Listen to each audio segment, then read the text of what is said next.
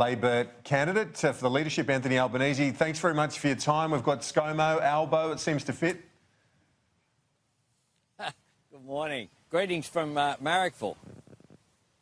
Yep, well, Albo, we'll just maybe stick with Mr Albanese at the moment.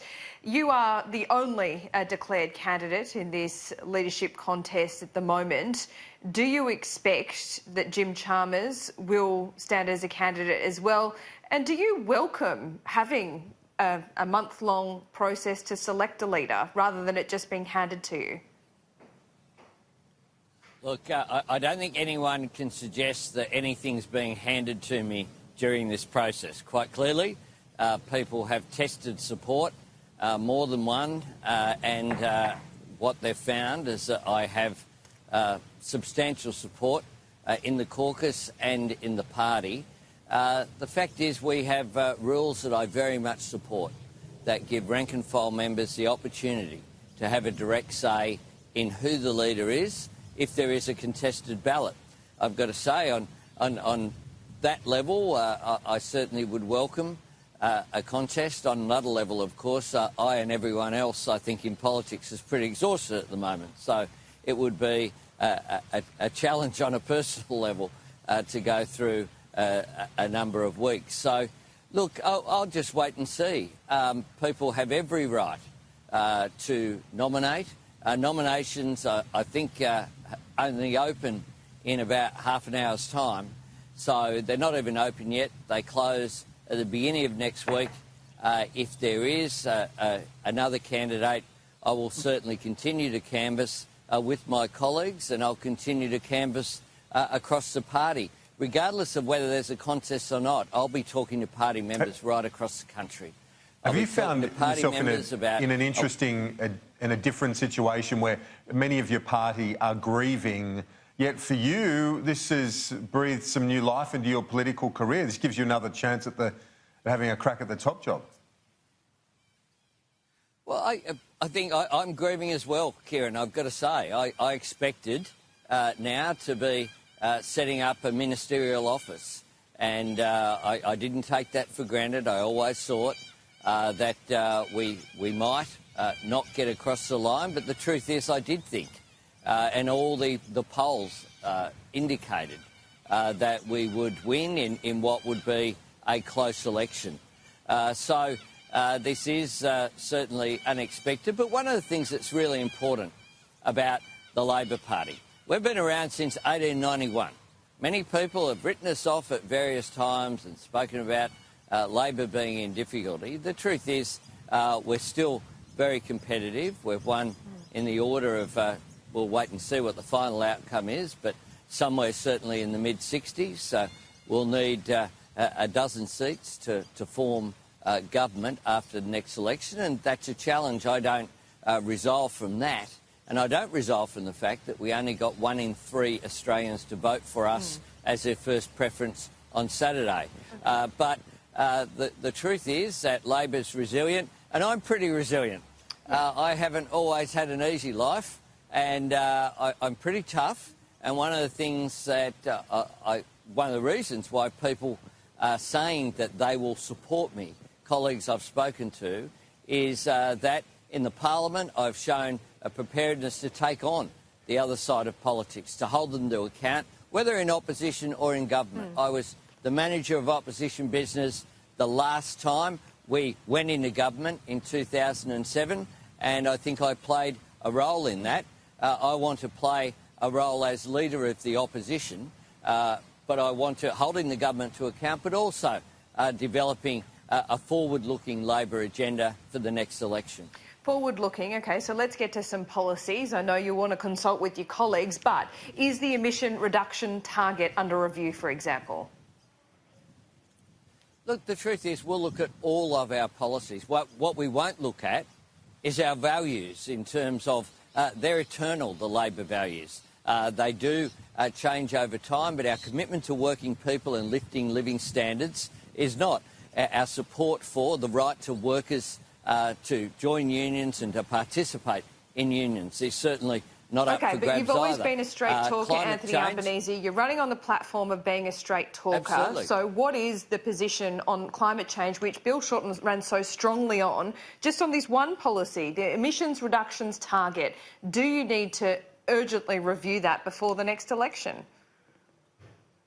Look, we'll review all of our policies before the election, but it will be in the frame of the need to take action on climate change. We accept the science. We accept also that it's good economics and good job creation to have strong climate change policy. And that's the frame that we'll examine that policy in. But we need to look at all of it. You don't go through an election campaign, lose, as we did, going backwards. We lost seats, we lost votes in terms of where our primary vote stands, and say we're going to take that policy to the next election. So we will review it all, and I'll do it also in a consultative way, not just with the caucus, with the party membership, with trade unions, and with people who didn't vote for us. We want to hear how they think we can do better.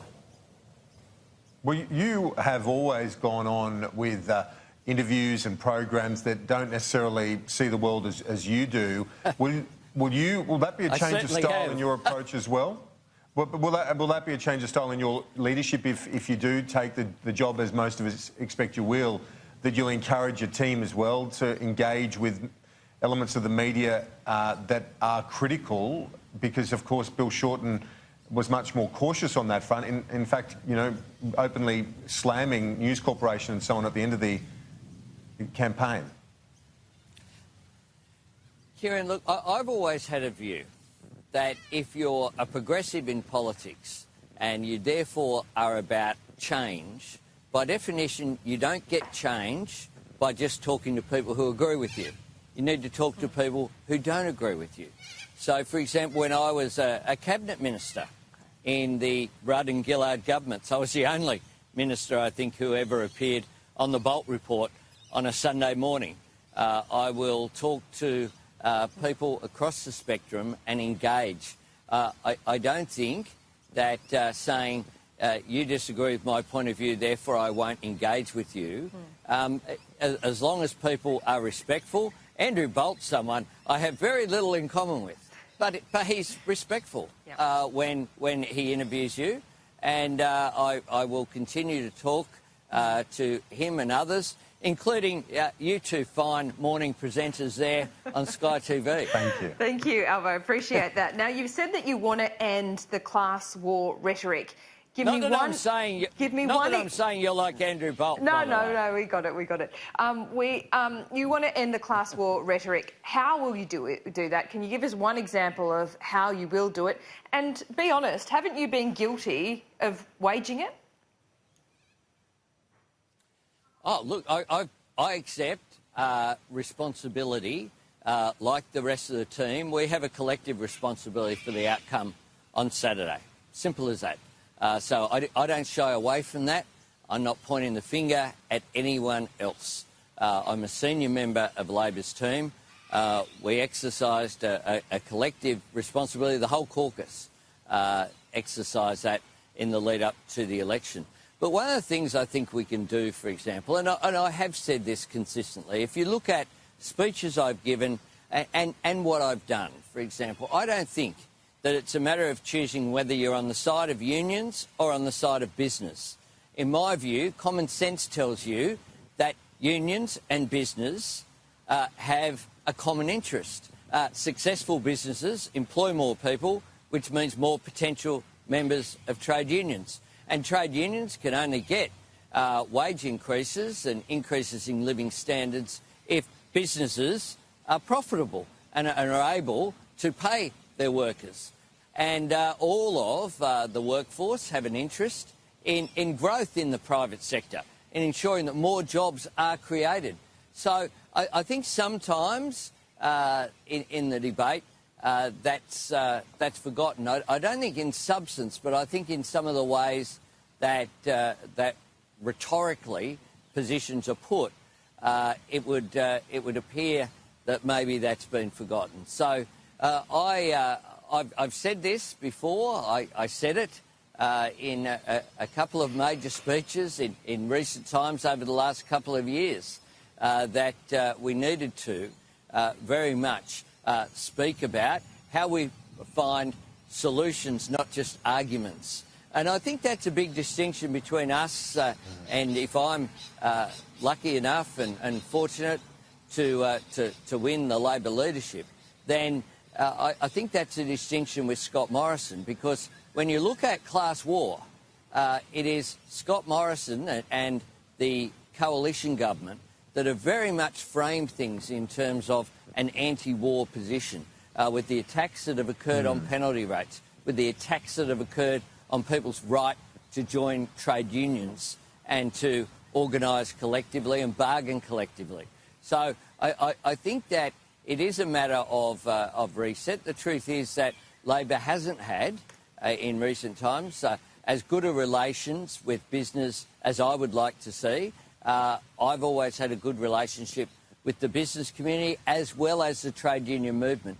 And what does that look like in practice? It looks like things like the Infrastructure Australia model that was established on my watch as one of the first pieces of legislation of the Rudd government, and something that's been very successful.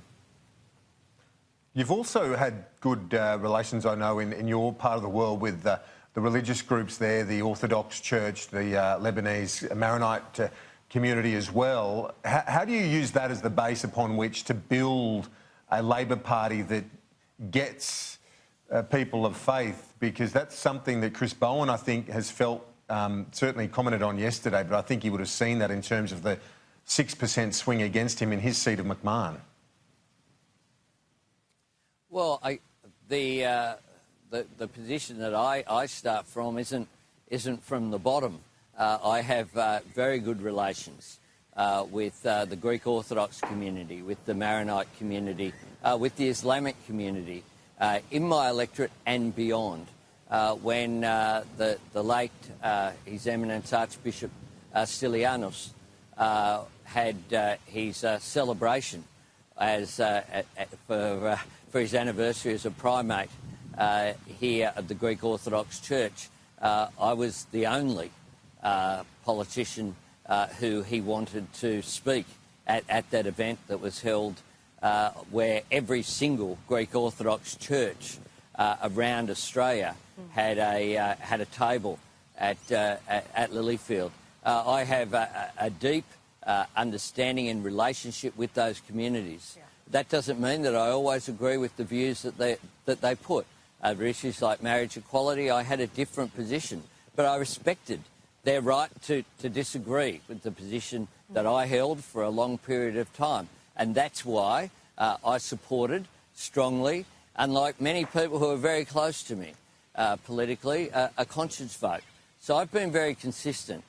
People know what they will get from me because of the experience I have in public life and the relationships that I've built. You've now taken negative gearing changes to 2 elections. Those 2 elections you've lost. How would you justify continuing on with that policy? Well, look, we'll examine all policies. We'll examine all of them. One of the things, of course, that we do need to address is housing affordability. Labor took a range of plans to the election. The government didn't take much at all. They don't have a plan for housing affordability. That was just one of the measures that we took. We took a plan also for an additional 250,000 affordable housing units, dwellings, either units or homes, to the election as well. We took a substantial policy on housing affordability to the election. That is something that we need to look at. We can't shy away from intergenerational issues. And the truth is, you know, I grew up in public housing, and I actually, the first place I moved into was in a street about 200 metres from where I'm filming this interview now. And my mum, who was born and died in the same council house in Camperdown after 65 years, she drummed into me, you know, when you get the opportunity buy your own home because it's dead rent, it's dead money, she used to say to me. So I was very conscious of that, and as soon as I had the opportunity to save and have enough for a deposit, I did that. You'll notice during the election campaign when the Morrison government came out with a policy about deposits and needing a lower level of deposit, we immediately said, that's a good idea, we'll support that. When the government comes up with good ideas, we'll support it. But they don't have many ideas at this stage. They can't run a government on just attacking Labor. And at the moment, we've just seen an election campaign whereby they ran an effective negative campaign, but it was a negative campaign. I don't know what their agenda is for the next term, but they better find one pretty quick because we'll hold them to account. Anthony Albanese, we look forward to talking to you many times over the next few years, most likely in the capacity of Labor leader, but this morning we appreciate it live from Marrickville. Thanks.